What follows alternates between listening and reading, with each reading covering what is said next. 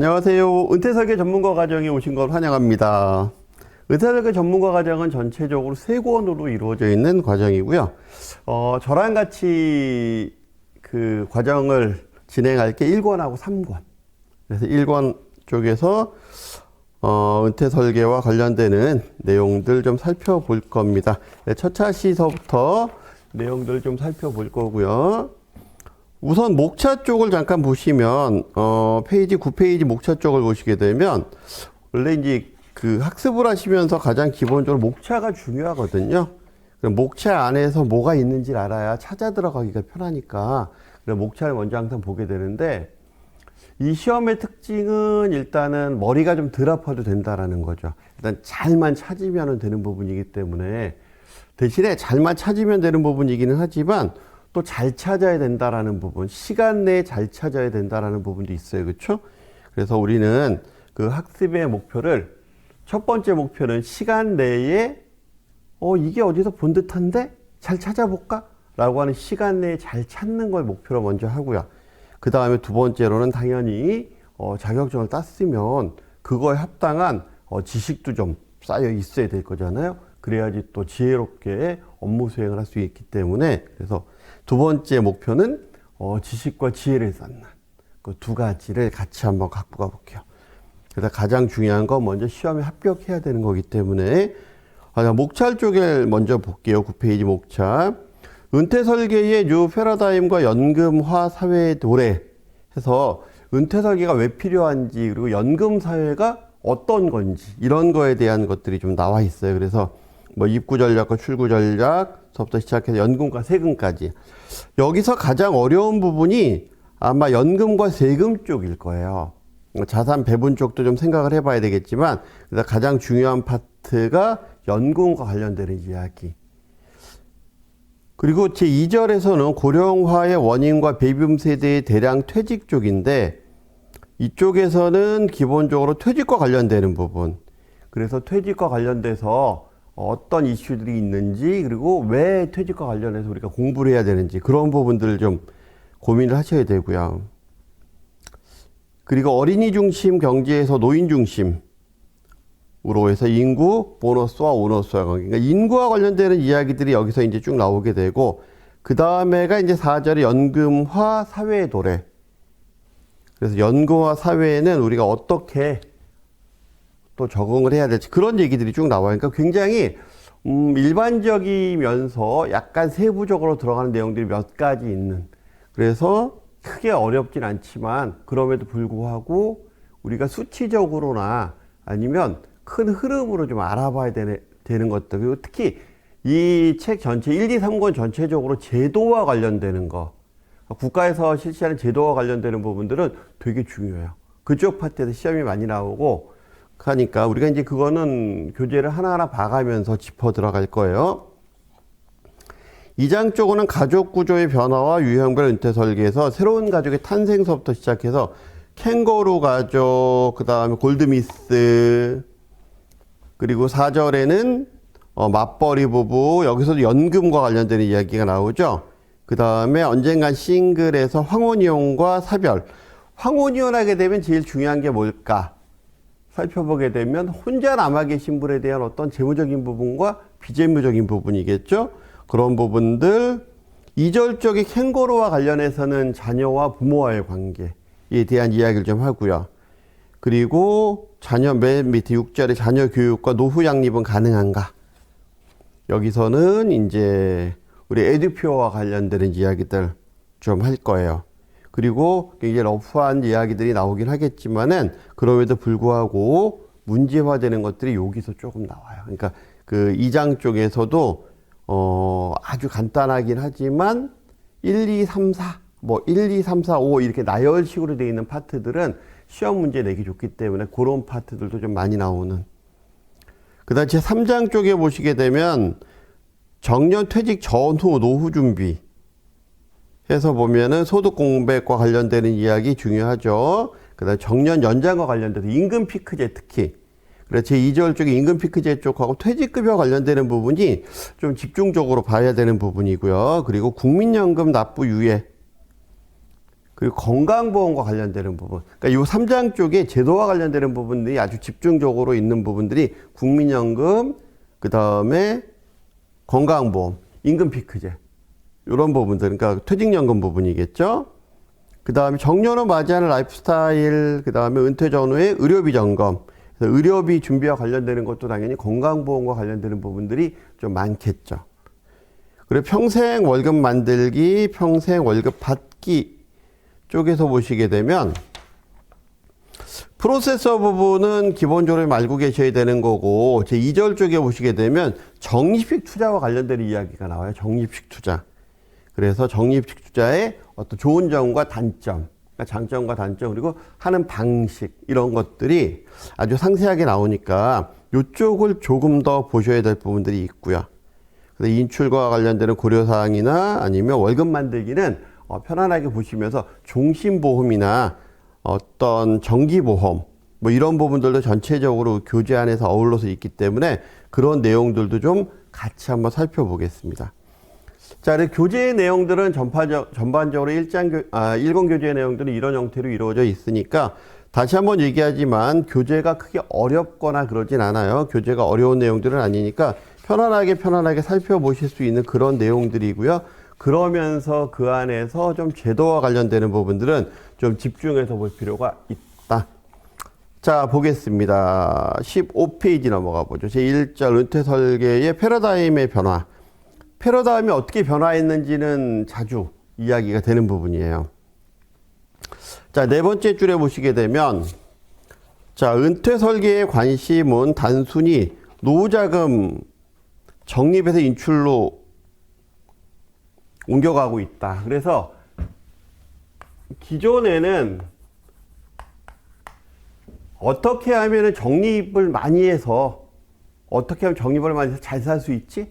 돈에 대한 문제로 이게 문제였다라고 하게 되면 이제는 어떻게 하면 잘 쓸 수 있지? 그리고 재무적으로 어떻게 준비해야 되지? 라고 하는 거였다면 이제는 그거 말고 비재무적 부분까지 어떻게 우리가 고민을 해야 되지? 라고 하는 형태로 좀 바뀌어 나가고 있다라는 거죠.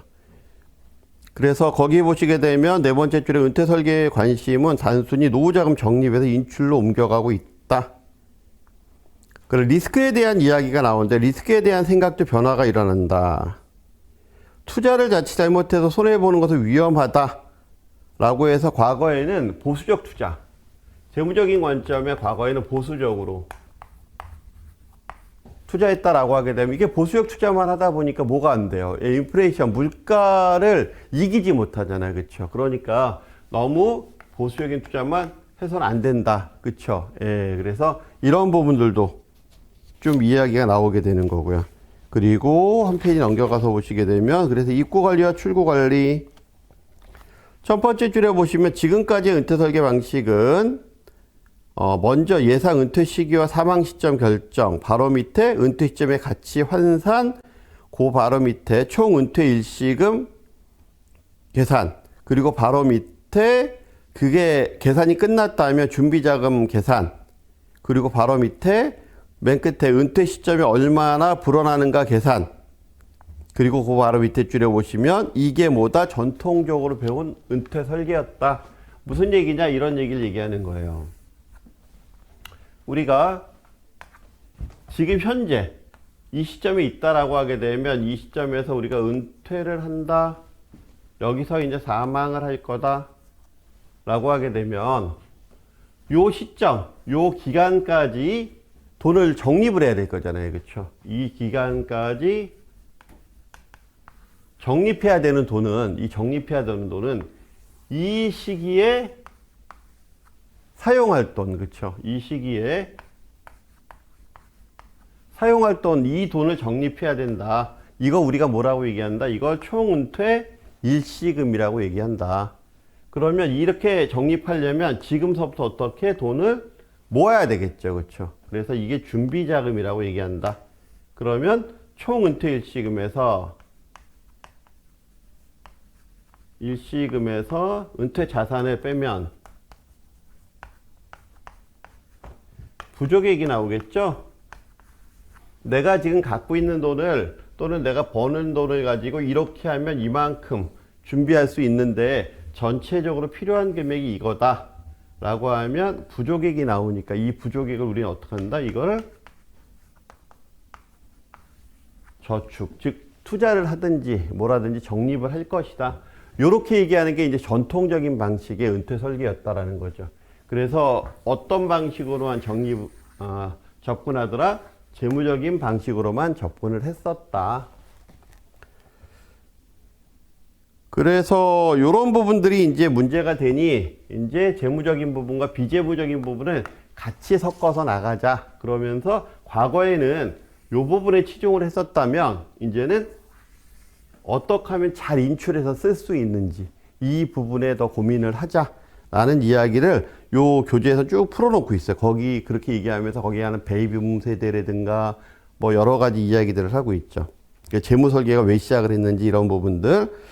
자, 맨 밑에 단락에 보시면 경제 활동을 하고 있는 베이비붐에게 중요한 재무 목표 중에 하나는 자금 마련이었다. 그러다 보니까 여기에 치중이 됐다. 그 옆에 페이지 가서 보시면 맨 위에 줄에 우리나라도 마찬가지였다. 해외에서도 이랬지만 우리나라도 마찬가지였다. 근데 이게 네 번째 줄에 보시면 한계가 드러나기 시작했다. 바로 밑에 줄에 은퇴 설계, 은퇴까지 상당 기간 남아있는 사람들에게 적합한 것이, 적합하지, 그 다음 정년을 앞둔 사람한테는 적합하지 않았다라는 거죠. 기본적으로 이 프로세서에서는 여기서 여기까지 어느 기간이 남아있어서 돈을 모을 수 있는 사람한테 적합했다라는 거예요. 근데 요 시점이야, 지금. 그러면 적립이 문제가 아니라 인출이 문제죠. 얼마 안 남았어요. 모을 시간이 마찬가지겠죠. 그러니까 이런 고민들을 지금 한다라는 거죠. 그래서 또 그림 1-1 바로 위에 보시면 그러니까 문제가 되는 건 뭐다? 인출 계획이더라 라는 이야기. 앞에 패러다임의 변화는 큰 흐름으로 그 얘기를 지금 하고 있는 거예요. 적립이 문제가 아니고 이제 인출도 고민해 봐야 된다. 그래서 18페이지 가서 보시게 되면 한 페이지 넘기셔서 다섯 번째 줄 맨 끝에 따라서 은퇴 설계는 대다수의 사람들이 달성하기 어려운 거액의 자금을 마련하는 것보다는 각종 연금제도와 연금 상품을 통한 인출. 그래서 예를 들어서 국민연금이라든가 기업연금이라든가 개인연금이라든가 그럼 또 뭐가 있겠죠? 주택연금이 있겠죠? 그렇지. 이런 형태의 그리고 뭐 기초연금도 물론 고려해 볼 수 있겠죠. 그렇죠? 이런 형태로 해서 연금과 관련되는 이런 인출과 관련되는 확보가 상당히 필요하다. 그러면서 이제 여기에 또 뭐가 있을까요? 뭐 종신보험도 우리가 고려해 봐야 되는 거고 정기보험도 고려해 봐야 되는 거. 그러니까 그 다음에 월지급식 펀드나 연금복권 같은 것도 생각해 볼 수 있겠죠? 뭐 이런 여러 가지 이야기들을 우리 교재에서 1, 2, 3권을 통해서 여러 가지 이런 이야기들을 하고 있어요. 그 다음 자산 배분과 상품 간 배분. 세 번째 줄에 보시면 저금리 상황에서 안전자산에만 치중하는 노후. 이거는 굉장히 위험하죠. 그러니까 결국은 안전자산, 소극적 투자를 하게 되면 뭘 못 이긴다? 물가를 이길 수 없기 때문에, 그렇죠? 물가를 이길 수 없다. 물가를 극복할 수 없으니까 소극적 투자하게 되면 요즘에 저금리로 투자하게 되는 거죠. 그렇죠? 그러니까 물가가 문제가 되지.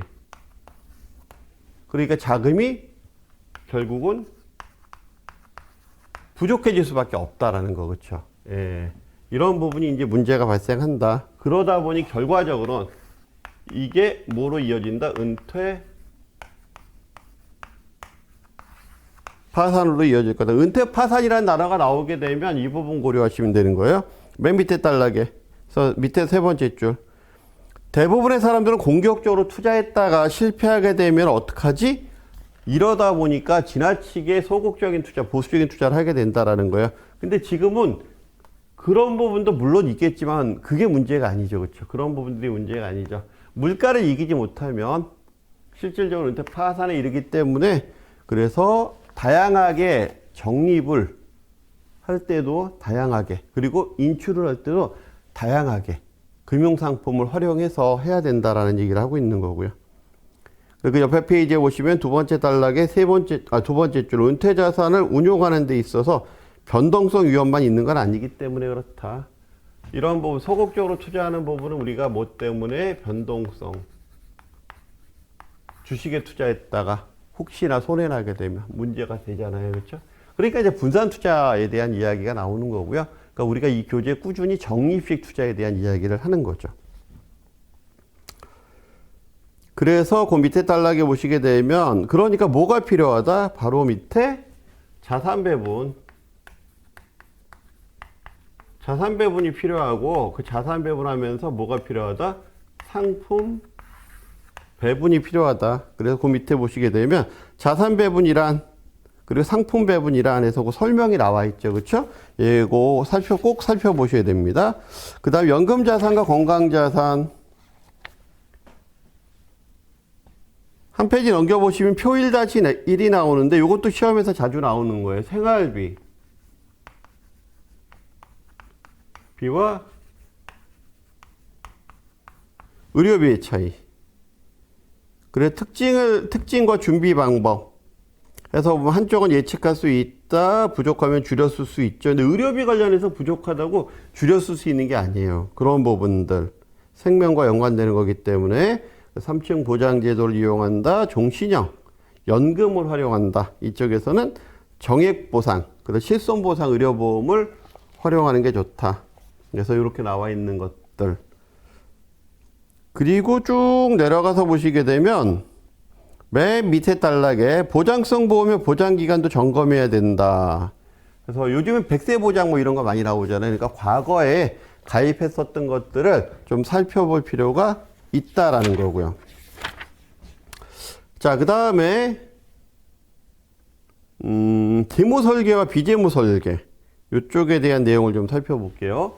그러니까 지금까지 우리가 얘기했었던 거는 굉장히 간단한 이야기들을 지금 하고 있는 거죠. 이 교재 전체적으로 이런 형태에 대한 이야기들이 나와요.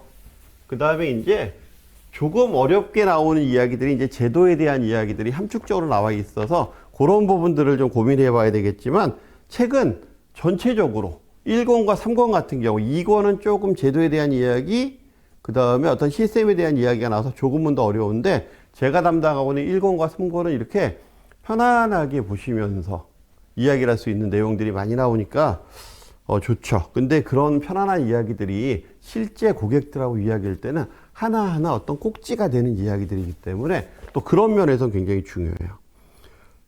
자, 재무 설계와 비재무 설계. 첫 번째 줄 과거에는 은퇴 설계라고 하면 재무적인 부분만 고려했다. 바로 밑에 최근.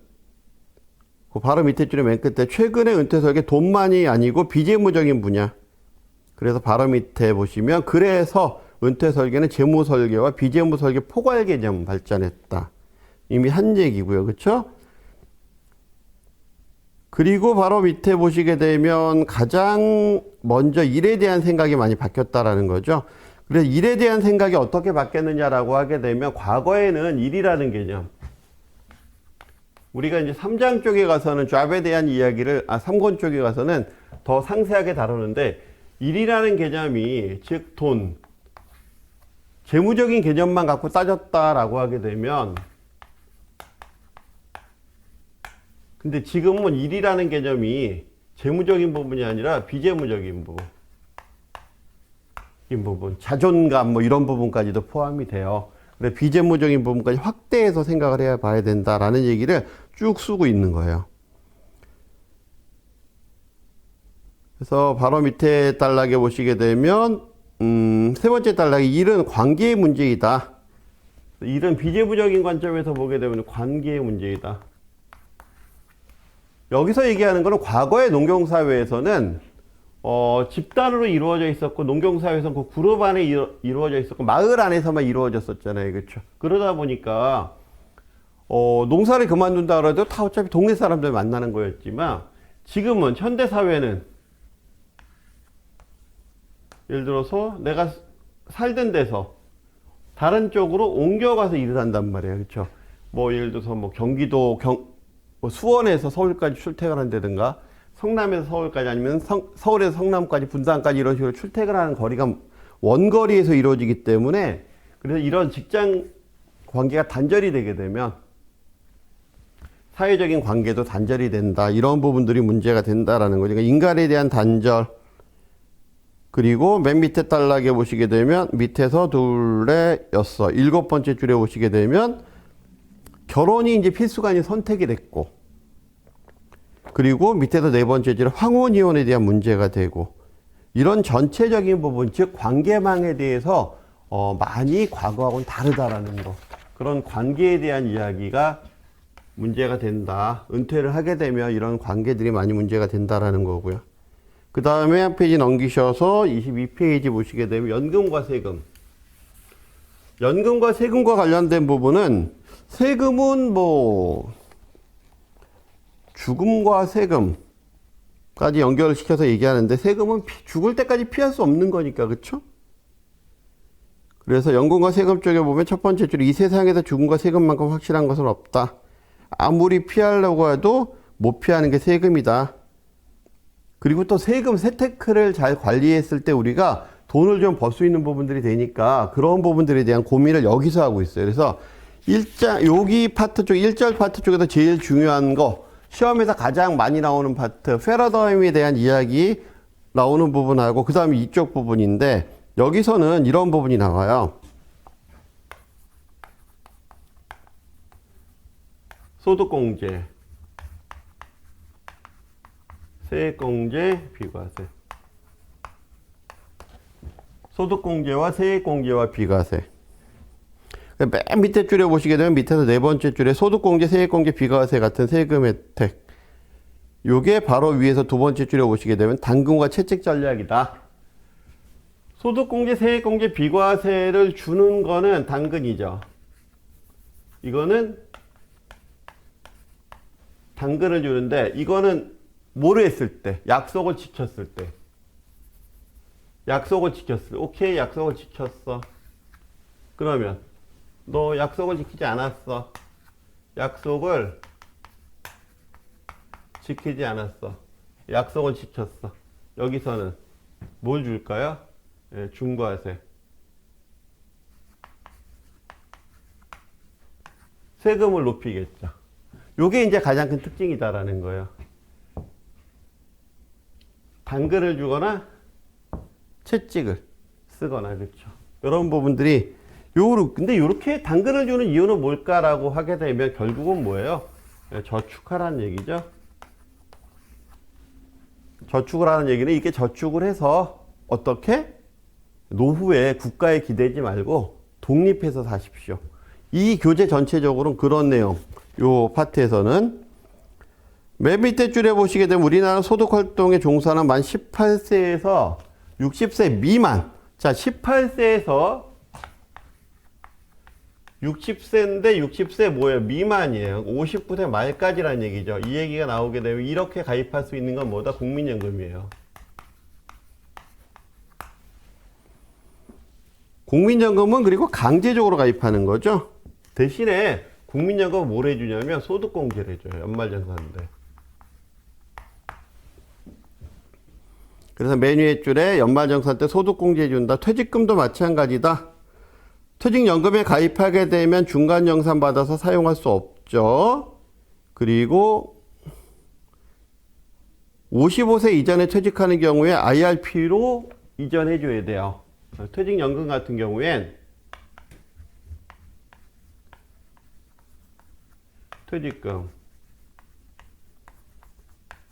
퇴직연금과 퇴직금,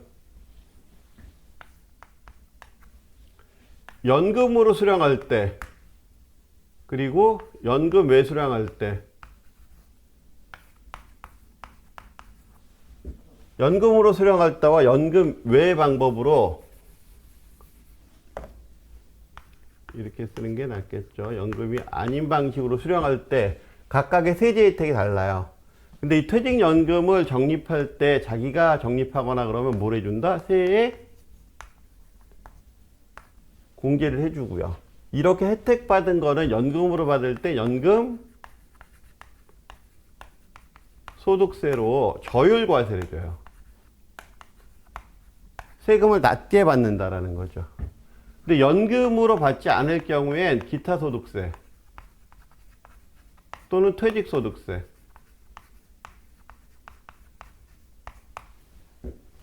를 부과해서 그래서 세율을 높여요. 세금이 높아지거나 아니면 세금이 같아져요. 깎아주지 않는다라는 거죠. 퇴직소득세 같은 경우에는 연금으로 안 받게 되면 퇴직금을 타서 연금에다 넣고 연금으로 받게 되면은 연금소득세, 즉 세금을 원래 빼야 될 세금의 60% 정도 또는 70% 정도만 과세를 해요. 근데 연금으로 받지 않으면 그냥 원래 받던 퇴직소득세 100%를 과세하거나 아니면 그거에 대해서 발생한 이자는 기타 소득세를 부과하거나 뭐 이렇게 되죠.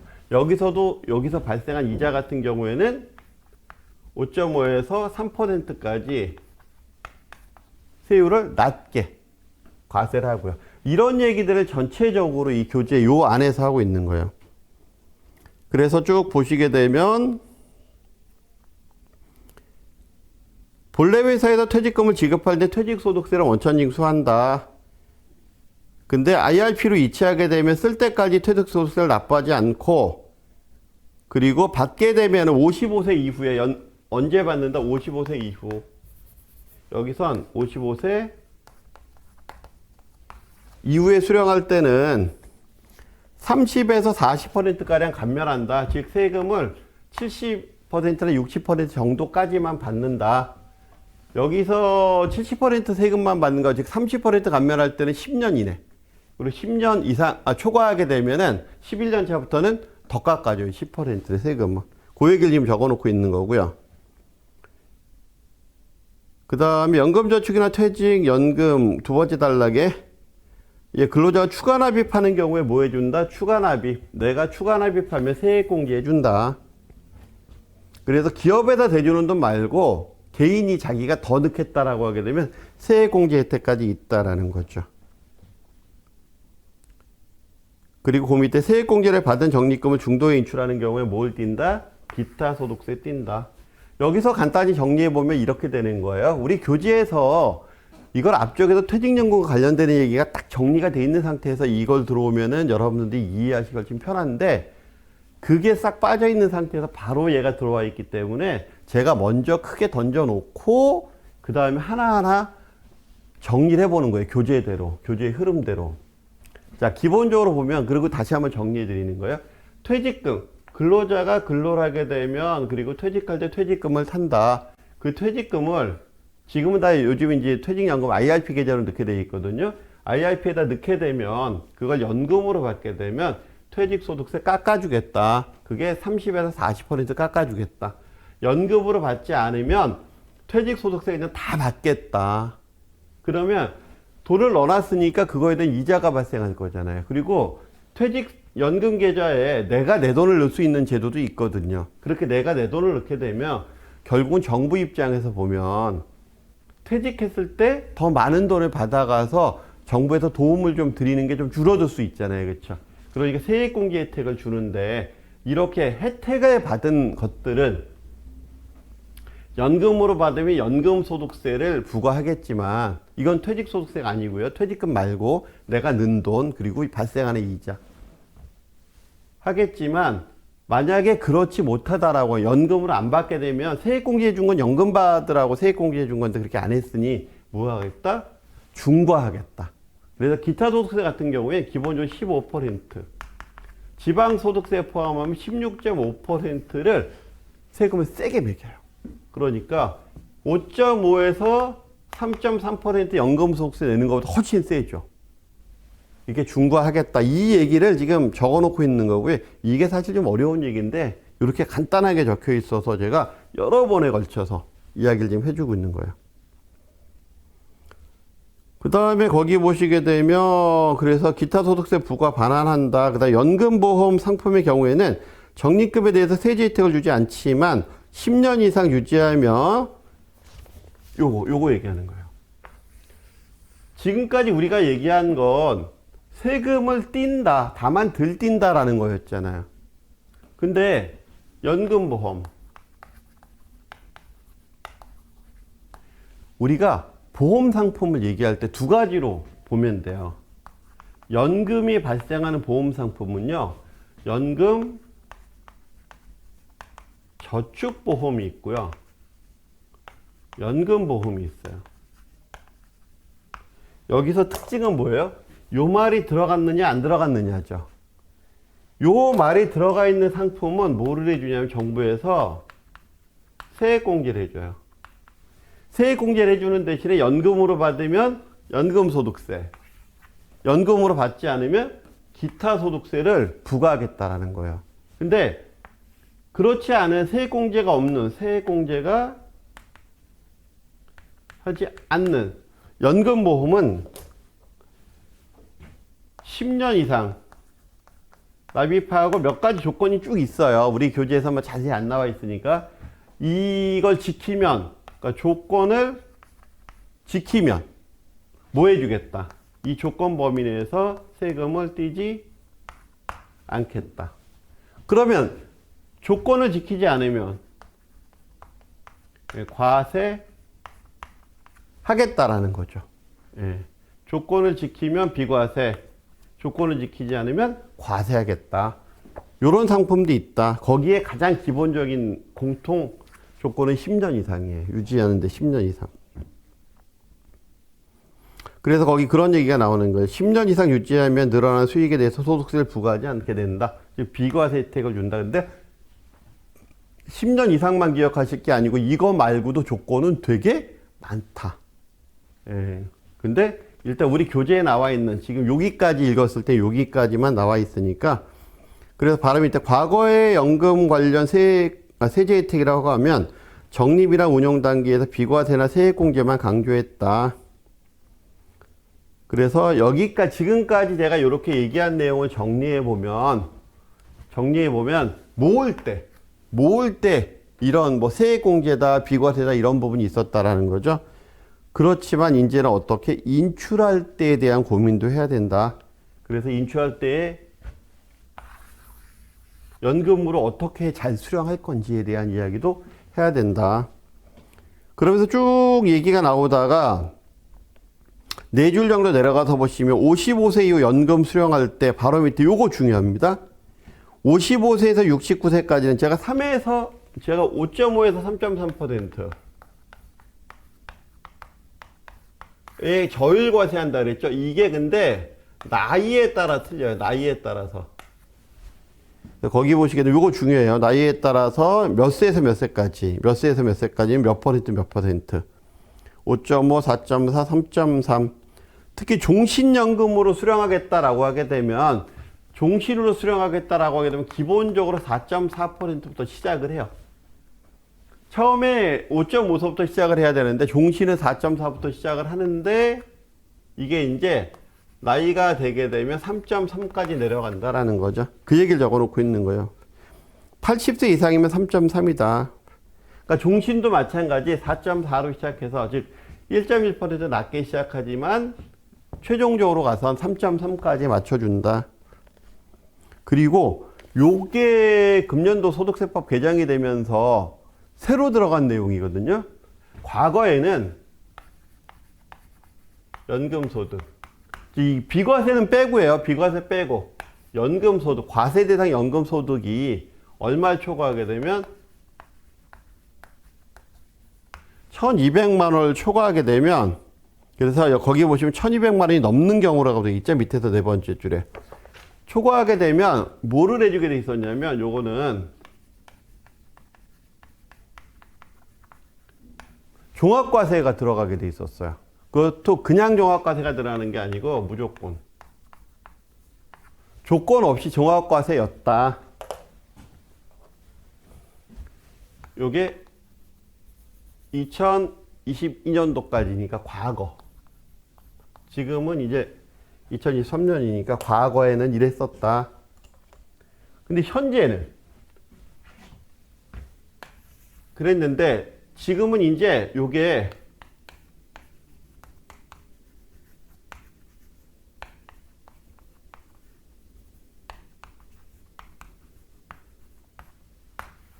선택적 분리과세. 선택적 분리과세라는 건 내가 분리과세를 선택할 수 있고 아니면 종합과세를 선택할 수도 있게 돼 있는 거예요. 선택적 분리과세. 거기 보시면은 연간 1200만 원이 넘는 경우에 연간 얼마? 연간 1200만 원이 넘는 경우에는 연금소득을 다른 소득과 합산해서 과세하거나 이제 종합과세하거나 과거에 했던 방식처럼 똑같이 하거나 또는 높은 세율 몇 퍼센트 분리과세 세율은 16.5%로 분리과세하게 돼 있다. 요렇게 바뀌었다라는 요거는 세법이 요번에 개정이 된 거예요. 굉장히 중요한 내용이 바뀌었죠. 몇 가지 연금소득에 대해서 연금 세액공제 한도가 늘어난 부분하고 그 다음에 이 부분이 늘어난 부분이 바뀐 부분이 상당히 크죠. 요렇게 돼 있다라는 거. 그러면 여기서 우리가 이제 세율에 대해서 하나 좀 정리를 하고 넘어갈 필요가 있어요. 제가 16.5% 또는 3.3% 또는 5.5%, 4.4%. 뭐 이런 식으로 뒤에 꼬리표를 다 붙여서 얘기를 하는데 꼬리가 붙죠, 이렇게. 요거는 원래 소득세가, 원래 세금 또는 본세가 15%인 거고요. 여기 이제 지방소득세가 이거에 10%가 붙어 들어가요. 그러면 여기에 10%니까 1.5%가 되겠죠? 그럼 이거 두 개를 더하면 16.5%가 되는 거예요. 그러니까 우리 교재에서는 세율이 몇 %다라고 하면서 계속 이런 형태로 표시가 되어 있는데 그 안에 들어가 보면 본세가 있고 추가적으로 부과해서 들어가는 세금이 있다라는 거죠. 이것도 마찬가지로 본세는 3%, 그 다음에 0.3%가 붙어 들어간 거예요. 요렇게 이해하셔야 돼요. 그래서 우리 교재 어딘가에 2권이나 이런 쪽에 이게 요거와 요거다라고 나눠져 있는 부분들이 있어요. 그러면 시험에서 만약에 지방소득세는 고려하지 않았을 때를 얘기하면 이걸 얘기하는 거예요. 지방소득세 고려하게 되면 이걸 더해서 얘기하는 거. 이런 차이는 있다라는 거죠. 이런 부분도 좀 봐주시고. 자, 그러면 첫 번째 차시는 좀 가볍게 1절만 갖고서 얘기를 했는데, 자, 여기서 시험 문제 많이 나오니까 정리를 한번 해보겠습니다. 첫 번째 1절 쪽에서 패러다임이 어떻게 변했다? 패러다임이 정립에서 이쪽에서 시작하죠. 정립에서 뭘로? 인출도 신경 써야 되는 패러다임으로 변했다. 그리고 재무적인 부분과 비재무적인 부분에 같이 고려해야 된다. 우리 교재 쪽에 보시면 요건 전체적으로 다 얘기를 하고 있는 거예요. 전체적인 차원에서 얘기를 하고 있는 거고, 이러면서 가족관계가 변했다. 뒤에서 이제 가족관계에 대한 얘기를 할 텐데, 그러면서 황혼이혼에 대한 얘기, 결혼을 꼭 안 해도 되는 이야기, 퇴직한 다음에 관계의 단절, 그런 이야기들이 주로 이루어지고요. 그리고 나서 가장 중요하게 다뤄지는 거, 자산 배분과 상품 배분 이야기하면서 소득공제, 세액공제, 비과세와 관련되는 이야기. 그래서 채찍과 당근에 대한 이야기, 국민연금 18세 이상 60세 미만인 자 가입을 하는 거고 소득공제 해준다라는 거. 퇴직연금은 퇴직금, 퇴직연금 자체는 중간정산 안 된다라는 거. 중도인출하고 담보제공은 있는데 그건 나중에 외울 거고, 일단 중간정산 안 된다라는 거. 퇴직연금은 중간정산 안 된다라는 거. 그러면서 연금으로 받으면 연금소득세. 그때는 30에서 40% 세금 띄고 덜 받는다. 원래 받아야 될 세금에. 연금으로 받지 않게 되면 퇴직소득세 100%다 뛴다. 그리고 세액공제 받은 금액은 연금으로 받으면 연금소득세만 부과한다. 그리고 연금으로 받지 않으면 기타 소득세를 부과하는데 이거는 상당히 중과세가 된다. 그래서 잔금과 채찍이 형성이 된다라는 거고요. 그리고 연금저축보험과 연금보험이 있다. 그랬을 때 연금저축은 세액공제 혜택을 주게 된다라는 거. 그렇게 해서 그리고 연금보험은 10년 이상 그리고 조건에 맞게 하면 비과세 된다라는 거. 그리고 연금으로 받을 때 연금소득세는 나이에 따라서 세율이 달라진다라는 거. 그렇죠? 퇴직금으로 받는 퇴직연금, 즉 퇴직금을 재원으로 하는 거는 나이하고 상관없이 70% 또는 60%의 세금을 띄는데 그 이자에 대해서 퇴직소득세에 대해서 이연 퇴직소득세에 대해서 이렇게 띄는데 원래는 100% 띄는 세금을 저렇게 깎아주는데 연금 저축과 관련돼서 넣거나 아니면 내 돈으로 세액공제 받은 금액을 넣을 때는 세금은 요걸로 띈다. 근데 연금으로 받지 않으면 16.5% 띈다. 여기까지. 그러면서 그건 요거는 나이에 따라서 달라진다. 그 나이 중요하다 그랬어요. 5.5%가 몇 세? 3.3%가 몇 세? 이런 부분. 그리고 연금 소득에 대해서 1200만 원을 초과하는 경우에도 뭘 한다? 선택적 분리과세 할 수 있다. 그래, 분리과세하게 되면은 16.5% 세금을 좀 세게 내고 분리과세 하거나 아니면 종합과세, 과거에 했던 것처럼 종합과세로 종결할 수 있다. 그래서 인출도 적립도 중요하지만 세액공제나 이런 적립도 중요하지만 소득공제와 같은 인출, 즉 인출 단계에서 세금 부분도 상당히 알아둬야 되는 게 새로운 패러다임이다 라고 하는 부분들 얘기했어요. 자, 요 차시 여기까지 마치고요. 다음 차시에는 우리가 또 제2절에 해당하는 부분 내용을 살펴보도록 하겠습니다. 수고하셨습니다.